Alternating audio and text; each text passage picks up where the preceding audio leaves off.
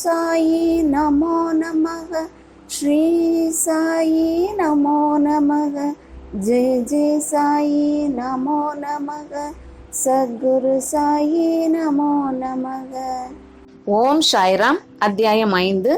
சான்பட்டினின் கல்யாண கோஷ்டியுடன் பாபாவின் வருகை. வரவேற்கப்பட்டு சாயி என அழைக்கப்படுதல். மற்ற ஞானியுடன் தொடர்பு. அவருடைய உடையும் அன்றாட நிகழ்ச்சி நியதிகளும். பாதுகைகளின் கதை. மௌகுதினுடன் மல்யுத்த பயிற்சி. வாழ்க்கையின் மாற்றமும் தண்ணீரால் விளக்கறிதல். போலி குரு ஜவஹர் அலி. சான்பட்டீலின் கல்யாண கோஷ்டியுடன் பாபா திரும்புதல். சென்ற அத்தியாயத்தில் குறிப்பிட்டபடி இப்போது முதலில் சாய்பாபா காணாமற் போன பிறகு சிரடிக்கு எங்கனம் திரும்பி வந்தார் என்பதை விவரிக்கின்றேன். நைஜாம் சமஸ்தானத்தை சேர்ந்த அவுரங்காபாத் ஜில்லாவில் உள்ள தூப்காவான் என்கிற கிராமத்தில் சான்பட்டீல் என்ற வசதியுள்ள முகமதிய பெருந்தகை ஒருவர் இருந்தார். அவர் அவுரங்காபாத்துக்கு போய்க் கொண்டிருக்கையில் ஒரு பெண் குதிரையை தொலைத்து விட்டார். 2 மாதங்கள் பிரயாசையுடன் தேடினார். ஆனாலும் காணாமல் போன அக்குதிரையை பற்றி கொஞ்சமும் தகவல் பெற இயலவில்லை.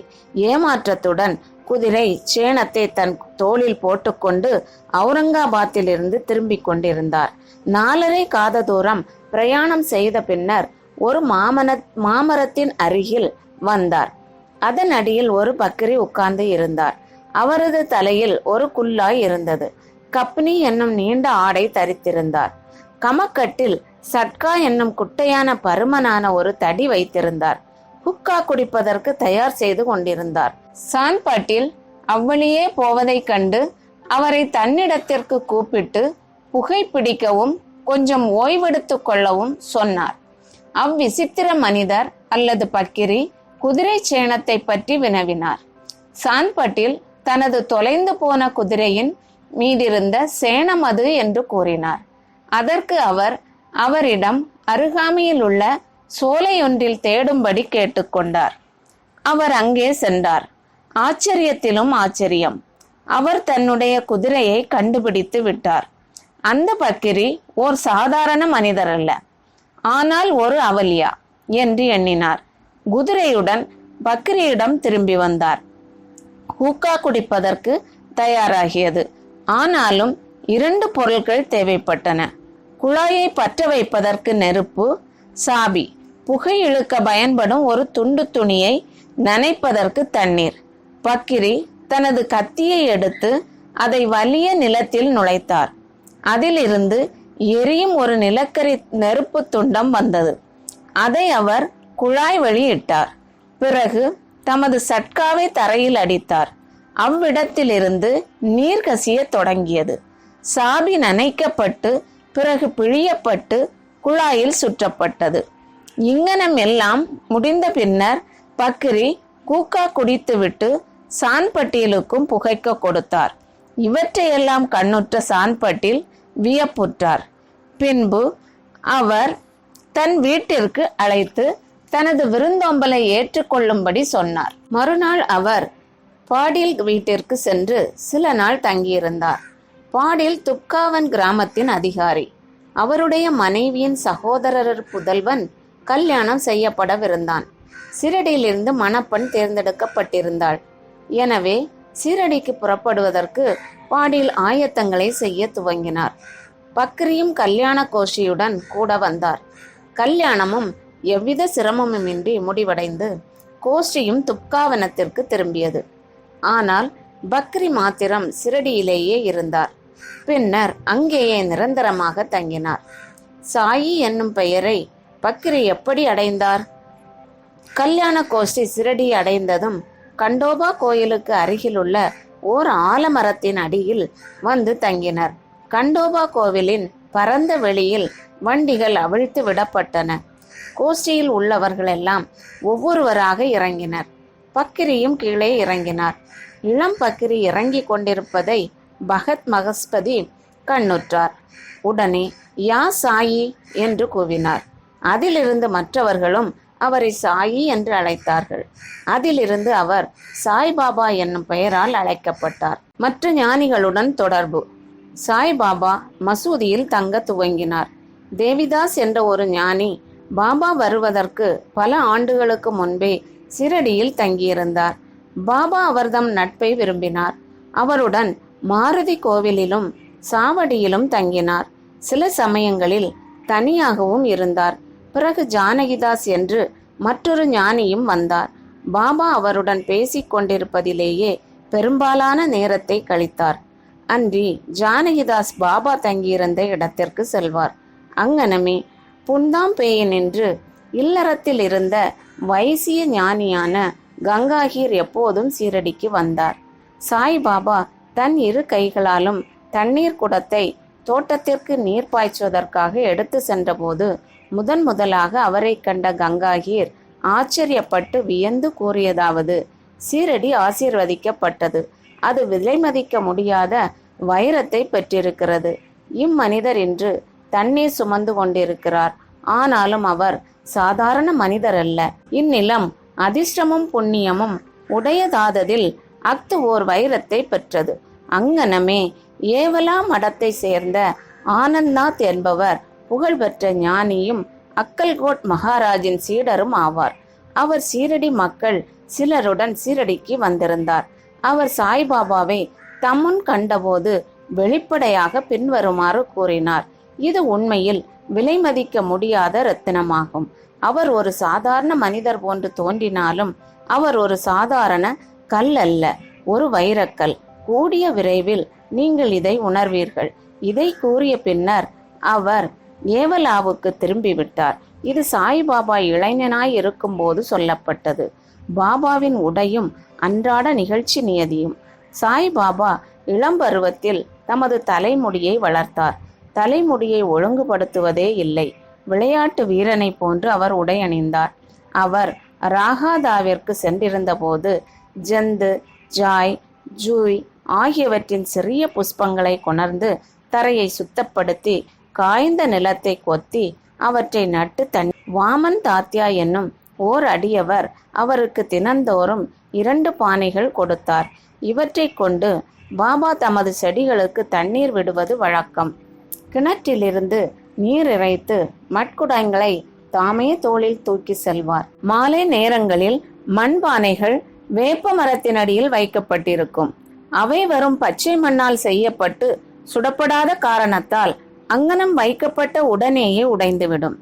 அடுத்த நாள் தாத்யா வேறு 2 புது பானைகள் கொடுப்பார். இந்நிகழ்ச்சி 3 ஆண்டுகள் நடந்தது. சாய்பாபாவின் கடின பயிற்சி, உழைப்பு ஆகியவற்றினால் ஒரு பூந்தோட்டம் வளர்ந்தது. இந்த நிலத்தில் தற்போது பாபாவின் சமாதி மந்திர் என்னும் ஓர் பெரிய மாளிகை இருக்கிறது. இது தற்போது பல பக்தர்களால் அடிக்கடி விஜயம் செய்யப்பட்டு வணங்கப்பட்டு வருகிறது. வேப்பமரத்தின் அடியில் உள்ள பாதுகைகளின் கதை. பாய் கிருஷ்ணாஜி அலிபாகர் என்பவர் அக்கல்கோட் மகாராஜின் அடியவர். அக்கல்கோட் மகாராஜின் உருவப்படத்தை வழிபட்டார். அவர் ஒரு முறை அக்கல்கோட்டிற்கு சென்று மகாராஜின் பாதுகைகளை தரிசனம் செய்துவிட்டு தன்னுடைய நேர்மையான வழிபாட்டை செலுத்தி வர நினைத்தார். அவர் அங்கு செல்வதற்கு முன் கனவில் ஒரு காட்சியை கண்டார். அக்காட்சியில் அக்கல்கோட் மகாராஜ் தோன்றி அவரிடம், இப்போது சிரடியே எனது இருப்பிடம், அங்கு சென்று உனது வழிபாட்டை செலுத்து என்றார். எனவே பாயி தனது திட்டத்தை மாற்றிக்கொண்டு சிரடிக்கு வந்து பாபாவை வழிபட்டு 6 மாதங்கள் அங்கு தங்கி மகிழ்ச்சியடைந்தார். அவருடைய காட்சி முதலியவற்றின் ஞாபகார்த்தமாக அவர் பாதுகைகளை தயாரித்து அதை சக வருடம் 1834 ஆவணி மாதத்தில் பௌர்ணமி தினத்தன்று தாதா ஹேல்கர், உபாஷனி முதலியோர் நடத்திய உரிய சடங்கு சம்பிரதாயங்களுடன் வேப்ப மரத்தினடியில் பிரதிஷ்டை செய்தார். அதன் வழிபாட்டுக்கு ஓர் அந்தணர் நியமிக்கப்பட்டார். அதனுடைய நிர்வாகம் சகுன்மேரு நாயக் என்ற அடியவரிடம் ஒப்படைக்கப்பட்டது. இக்கதையின் முழு விவரம். தானாவே சேர்ந்த திரு பி.வி. தேவ் என்பவர் ஓய்வு பெற்ற மம்லதார், சாய்பாபாவின் ஒரு பெரிய பக்தர். இவர் இந்த விஷயத்தை பற்றி சகுன்மேரு நாயக், கோவிந்த் கமலாகர் தீஷித் இவர்களிடமிருந்து விசாரித்து பாதுகைகளை கொண்ட ஒரு கட்டுரையை சாய்லீலா சஞ்சிகையில் பதிப்பித்துள்ளார். அது கீழ்கண்டவாறு: சக வருடம் 1834 பம்பாயை சேர்ந்த டாக்டர் ராமராவ் கோதாரி ஒருமுறை சீரடிக்கு பாபாவின் தரிசனத்துக்கு வந்தார். அவரது கம்பவுண்டரும் அவரது நண்பர் பாய் கிருஷ்ணாஜி அலிபாகரும் அவருடன் வந்திருந்தார்கள். கம்பவுண்டரும் பாயியும் சகுன்மேரு நாயக்குடன் கோவிந்த் கமலாகர் தீஷித்துடன் நெருங்கிய நண்பர்களாக ஆனார்கள். சில விஷயங்களை பற்றி இவர்கள் பேசிக் கொண்டிருக்கையில் சிரடிக்கு சாய்பாபா முதலில் விஜயம் செய்தது புனித வேப்ப மரத்தினடியில் அமர்ந்திருந்தது. இவ்வுண்மைகளின் ஞாபகார்த்தம் ஒன்று இருக்க வேண்டும் என்று நினைத்தார்கள்.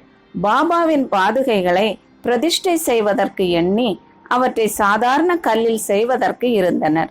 அப்போது பாயின் நண்பரான கம்பவுண்டர் தனது எஜமானாரான டாக்டர் ராம்தேவ் கோதாரியிடம் இதை தெரிவித்தால் அருமையான பாதுகைகளை அவர் வடிவமைப்பார் என்று யோசனை கூறினார்.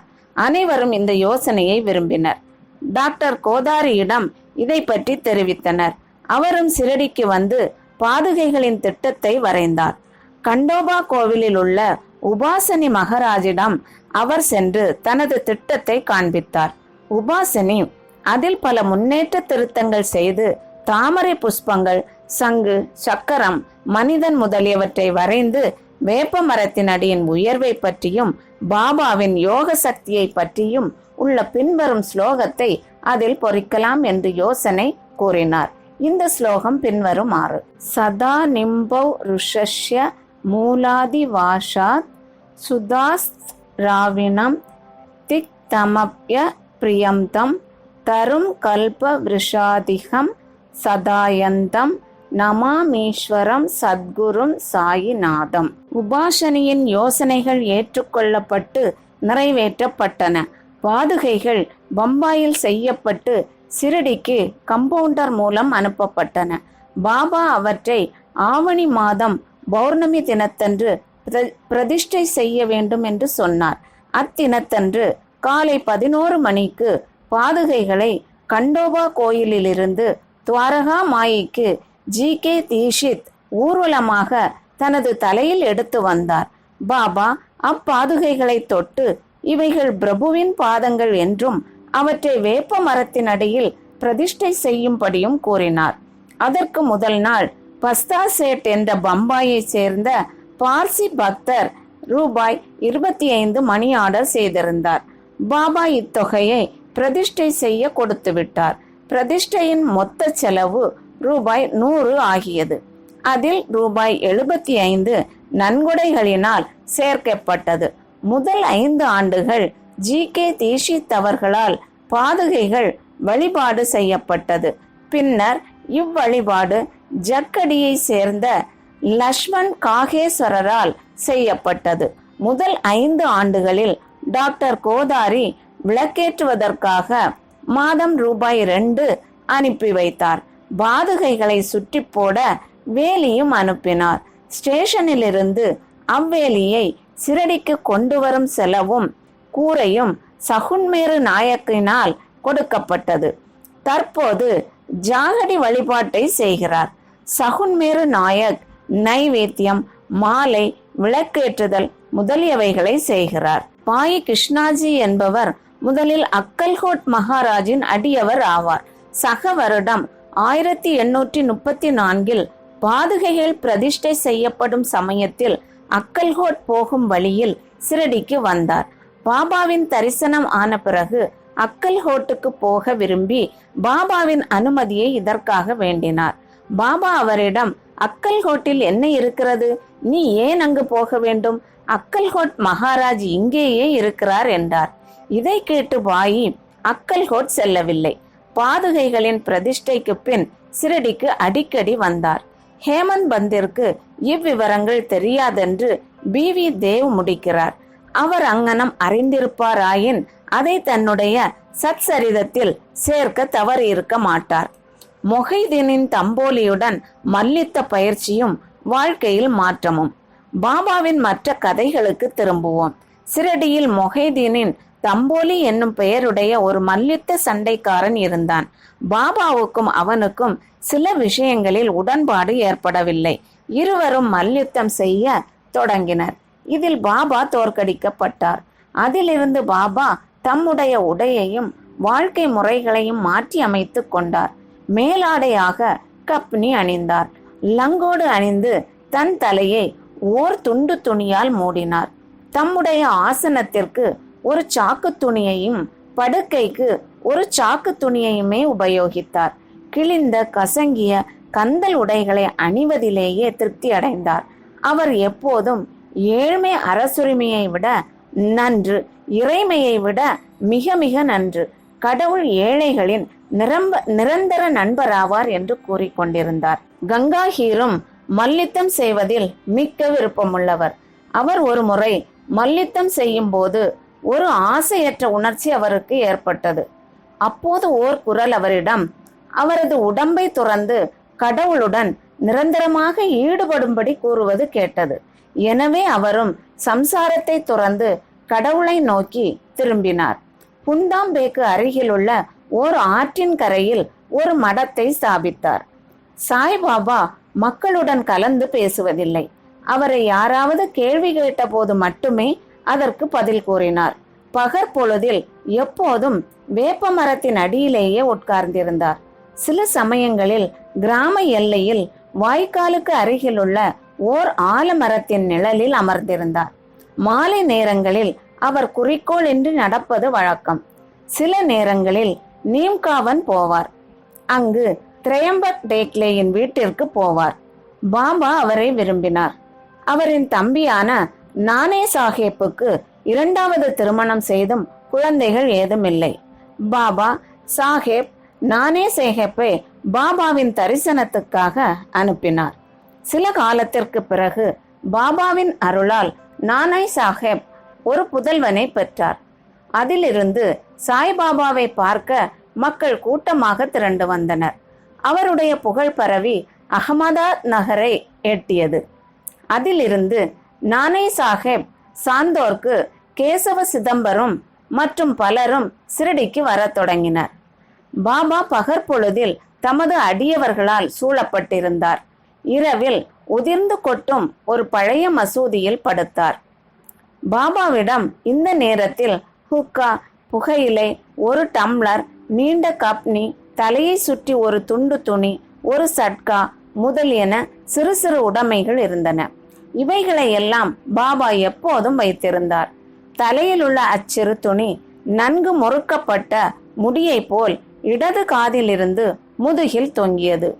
இது பல வாரங்களாக துவைக்கப்படாதவை. அவர் எவ்வித பூட்ஸோ காலணியோ அணியவில்லை. நாட்களில் பெரும்பகுதிக்கு ஓர் சாக்கு துணியே அவரின் ஆசனமாகும். ஒரு கௌபீனத்தை அவர் அணிந்திருந்தார். குளிரை விரட்ட எப்போதும் துணியின் முன்னால் இடது கையை மரக்கட்டை பிடியின் மீது வைத்தவாறு தெற்கு நோக்கி அமர்ந்திருந்தார். அந்த துணியில் அகங்காரம், ஆசைகள், எல்லாவித எண்ணங்கள் ஆகியவற்றை காணிக்கையாக போட்டார். எப்போதும் அல்லா மாலிக் என்று கூறினார். எல்லா பக்தர்களும் வந்து அவரை தரிசித்ததும் அவர் அமர்ந்திருந்ததும் மசூதியானது 2 அறைகளின் அளவே ஆகும். 1912க்கு பிறகு ஒரு மாற்றம் நிகழ்ந்தது. பழைய மசூதி பழுது பார்க்கப்பட்டு ஒரு தாழ்வாரம் எழுப்பப்பட்டது. இம்மசூதிக்கு பாபா தங்குவதற்கு முன் தஹியா என்ற இடத்தில் வசித்து வந்தார். அங்கேதான் பாபா கால்களின் சலங்கை கட்டி அழகாக நடனம் செய்து கொண்டு அன்புடன் பாடினார். தண்ணீரால் விளக்கெறிதல். சாய்பாபாவுக்கு விளக்குகள் என்றால் அதிக விருப்பம். அவர் கடைக்காரர்களிடமிருந்து எண்ணெய் வாங்கி மசூதியிலும் கோவிலிலும் இரவு முழுவதும் விளக்குகளை எரிய விடுவது வழக்கம். இது சில நாட்கள் நடந்து வந்தது. பின்பு எண்ணெய் இலவசமாக அழைத்து வந்த வணிகர்கள் எல்லாரும் ஒன்று கூடி இனிமேல் எண்ணெய் கொடுப்பதில்லை என முடிவு செய்தனர். வழக்கம் போல பாபா அவர்களிடம் எண்ணெய் கேட்க போன போது அவர்கள் எல்லாரும் தீர்மானமாக எண்ணெய் இல்லை என சொல்லிவிட்டார்கள். இதை கேட்டு குழப்பமடையாத பாபா மசூதிக்கு திரும்பி வந்து காய்ந்த திரிகளை விளக்குகளில் இட்டார். வணிகர்கள் மசூதிக்கு வந்து என்ன நடக்கிறது என்பதை ஆர்வத்துடன் கவனித்துக் கொண்டிருந்தனர். பாபா மிக கொஞ்சம் மட்டுமே எண்ணெய் இருந்த தகர குவளையை எடுத்தார். தண்ணீரை அதில் ஊற்றி குடித்தார். இவ்விதமாக அதை நிவேத்தியம் செய்த பிறகு தகர டப்பாவில் தண்ணீரை மறுபடியும் எடுத்து எல்லா விளக்குகளிலும் அதனையே நிரப்பி கொளுத்தினார். வணிகர்களுக்கு ஆச்சரியத்தையும் பயத்தையும் விளைவிக்கும்படியாக விளக்குகள் எரியத் தொடங்கின. இரவு முழுவதும் எரிந்து கொண்டிருந்தன. வணிகர்கள் தங்கள் செய்கைக்கு மனம் வருந்தி பாபாவிடம் மன்னிப்பு கேட்டனர். பாபா அவர்களை மன்னித்து எதிர்காலத்தில் அதிக உண்மை உள்ளவர்களாக இருக்கும்படி கேட்டுக்கொண்டார். போலி குரு ஜவஹர் அலி. மேலே குறிப்பிட்ட மல்யுத்தம் நடந்த 5 ஆண்டுகளுக்கு பின்னர் ஜவஹர் அலி என்னும் பெயருடைய பக்ரி தன் சீடர்களுடன் அகமத் நகரிலிருந்து ராகாதாவுக்கு வந்து வீரபத்ர சுவாமி கோயிலுக்கு அருகிலுள்ள பக்கலில் அறை எடுத்து தங்கினார். இப்பக்ரி படித்தவர், குரான் முழுவதையும் ஒப்பிக்கும் ஆற்றல் உடையவர், இனிமையான உடையவர். கிராமத்தை சேர்ந்த பல மதப்பற்றும் பக்தியும் உடைய மக்கள் அவரிடம் வந்து மரியாதை செய்ய தொடங்கினர்.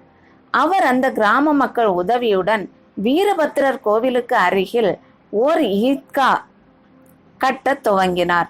இவ்விஷயத்தை பற்றி சில சர்ச்சைகள் உண்டானதால் ஜவஹர் அலி ரஹாதாவை விட்டு புறப்பட வேண்டியதாயிற்று. பிறகு அவர் சிரடிக்கு வந்து பாபாவுடன் மசூதியில் தங்கினார். அவருடைய இனிமையான வாக்குகளால் மக்களை கவர்ந்தார். பாபாவே தன்னுடைய சீடர் என்று கூறத் தொடங்கினார். பாபாவும் அதை மறுக்கவில்லை. அவரின் சீடராக இருக்க சம்மதித்தார். குரு சீடர் இருவரும் ராகாதாவுக்கு திரும்பி அங்கு வசிக்க முடிவு செய்தனர். குரு சீடரின் மதிப்பை அறிந்திருக்கவே இல்லை. ஆனால் சீடர் குருவின் குற்றங்களை உணர்ந்திருந்தார். எனினும் அவரை மதிக்காமல் இருந்ததில்லை. பாபா தமது கடமைகளை கவனத்துடன் ஆற்றிக்கொண்டு வந்தார். தமது குருவிற்கு பல்வேறு விதங்களில் பணிபுரிந்தும் வந்தார். சிரடிக்கு அவர்கள் அடிக்கடி வருவது வழக்கம். ஆனால் அவர்களின் முக்கிய இருப்பிடம் ராகாதாவாகும். சிரடியில் உள்ள பாபாவின் அன்பு சீடர்கள் பாபா அவர்களை விட்டு ராகாதாவுக்கு தங்கியிருப்பதை விரும்பவில்லை. எனவே அவர்கள் ஓர் கூட்டமாக ராகாதாவுக்கு சென்று பாபாவை ஈத்காவுக்கு அருகில் சந்தித்து தாங்கள் வந்த காரணத்தை கூறினார்கள். பாபா அவர்களிடம் பக்ரி ஓர் கோபக்கார குணங்கொண்ட மனிதர் என்றும் தான் அவரை விட்டு வர முடியாது என்றும், எனவே பக்ரி வருவதற்குள் எல்லோரும் திரும்பி விடுவது நல்லது என்றும் கூறிக்கொண்டிருந்தார். அப்போது பக்ரி திரும்பி வந்து தனது சீடனை அவர்களுடன் அழைத்து செல்ல முயன்றதாக அவர்களை கோபித்தார். சில விவாதங்களும் தகராறுகளும் நிகழ்ந்தன. முடிவில் குரு சீடர் இருவரும் சிரடிக்கு திரும்பும்படி தீர்மானிக்கப்பட்டது. எனவே அவர்கள் சிரடிக்கு திரும்பி வந்து வசிக்க தொடங்கினார்கள். சில நாட்களுக்கு பிறகு குரு தேவிதாசரால் சோதிக்கப்பட்டு முழுமைக்கு தேவையுள்ளவர் என கண்டுபிடிக்கப்பட்டார். பாபா சிரடிக்கு கல்யாண கோஷ்டியுடன் வருவதற்கு 12 ஆண்டுகளுக்கு முன்பு இந்த தேவிதாசர் 10 அல்லது 11 வயது பாலகனாக மாருதி கோவிலில் வசித்து வந்தார். தேவிதாசருக்கு பல சிறப்பான அம்சங்களும் சிறப்பான கண்களும் அமைந்திருந்தன. அவர் அவாமின்மையின் அவதாரமும் ஞானியும் ஆவார். தாத்யா கோதே, காஷிநாத் போன்ற பலர் அவரை தமது குருவாக நினைத்திருந்தனர். அவர்கள் ஜவஹர் அலியை தேவிதாஸ் முன்னிலையில் கொண்டு வந்தனர். அவர்கள் தொடர்ந்த விவாதத்தில் ஜவஹர் அலி தோற்கடிக்கப்பட்டார். பின்பு சிரடியை விட்டு ஓடி பிஜப்பூர் சென்று தங்கினார். பல ஆண்டுகளுக்கு பின்னர் சிரடிக்கு திரும்பி வந்து சாய்பாபாவின் முன்னர் வீழ்ந்து வணங்கினார். அவர் குரு என்றும் சாய்பாபா சீடர் என்றும் காணப்பட்ட தோற்றம் தெளிவாக்கப்பட்டது. அவர் தன் குற்றத்திற்காக வருத்தப்பட்டிருக்கையில் சாய்பாபா அவரை மரியாதையுடன் நடத்தினார். இவ்விஷயத்தில் உண்மையான ஒழுக்கத்தால் சாய்பாபா எவ்வாறு அகங்காரத்தை களைந்து சீடனது கடமைகளை ஒழுங்காக செய்து உயர்ந்த பதவியை அடைவது என்பதை காட்டியுள்ளார். இக்கதை மகள்சாபதி என்னும் சீடரால் கூறப்பட்டுள்ளபடி கொடுக்கப்பட்டு இருக்கிறது. அடுத்த அத்தியாயத்தில் ராம நவமி திருவிழா, மசூதியின் முந்தைய நிலை, அதன் பழுதுபார்ப்பு ஆகியவற்றை காண்போம். ஸ்ரீ சாயியை பணிக. அனைவருக்கும் சாந்தி நிலவட்டும். ஓம் சாய்ராம்.